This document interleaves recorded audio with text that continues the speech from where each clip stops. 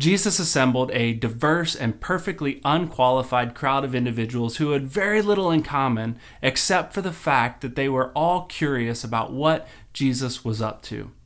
In this video, we're diving in to find out why a group of fishermen were so eager to leave their nets and their steady lives behind to follow this wandering rabbi.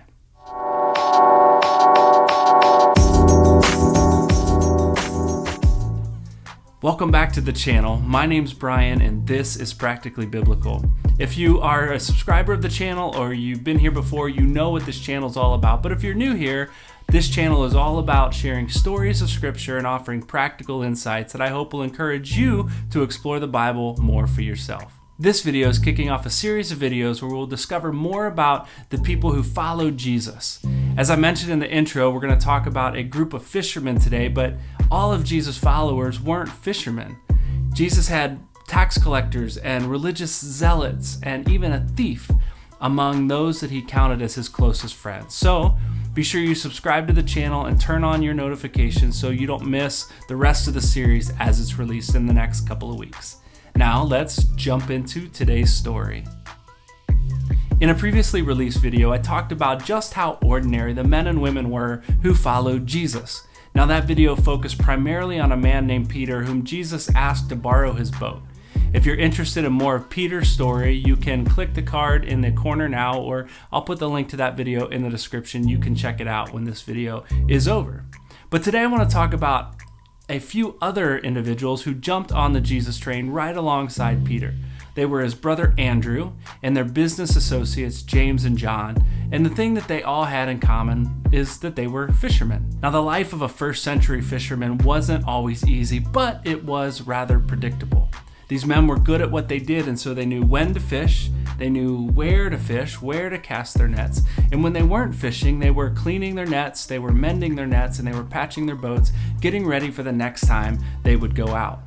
Ultimately, these men were hard workers and brought home a good living for their family, but their lives were dictated by their routine.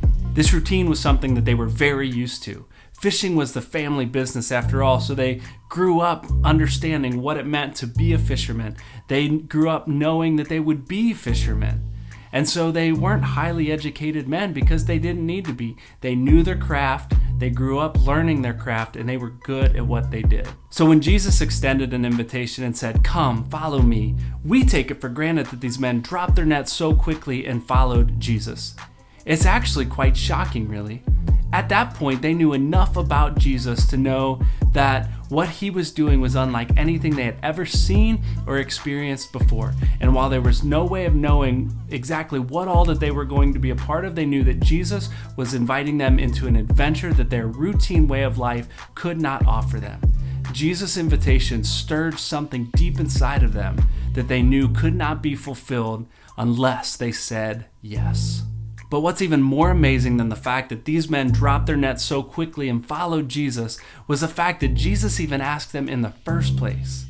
Jesus was on a world-changing mission, and we're not talking just a slight adjustment to the left or to the right kind of change.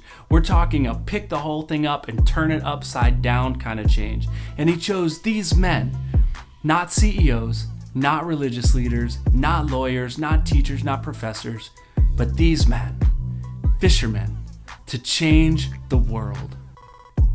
Well, like his call to these fishermen, Jesus' call invites us into a story that may be wildly unpredictable. It may cause us to shift and change and take some chances that we might not otherwise have taken on our own. But his call gives us direction, it gives us purpose. And the truth is, you may not ever know the full extent of how the world will change because you answered the call. In the next couple videos, we'll look at a few of the other men whom Jesus invited to be part of his world-changing mission. I think you'll find it was a weirdly diverse crowd of people whom, but for the cause of Jesus, would never have been caught together in the same room. Well, that'll do it for this week's video, so thanks for watching. If you like this content, hit that thumbs up button and consider subscribing to the channel. Remember, we've got more content coming in the next couple of weeks in the same series on the people who followed Jesus. So be sure to subscribe to the channel and stick with us as we continue this journey together right here on Practically Biblical.